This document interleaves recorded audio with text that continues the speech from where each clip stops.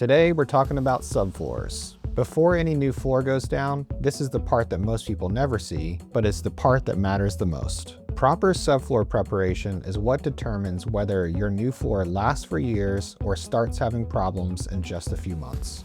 Every floor needs the same 4 things. It has to be clean, has to be dry, has to be smooth and flat. That means removing old materials, clearing away dust and debris, and addressing any imperfections in the subfloor. Low spots need to be leveled, high spots need to be smoothed out, and any damaged areas have to be properly repaired. In many cases, we use a self-leveling compound to create a flat, even surface that the new floor can sit on securely. If this step is skipped or rushed, you can end up with gaps, movement, noise, or premature wear, no matter how good the quality of the floor is. That's why we take the time to do it right before the installation even begins. Because a great floor doesn't start with the product, it starts with the prep. Thanks for taking the time to watch this video. If you have any questions, please don't hesitate to reach out. We look forward to working with you soon.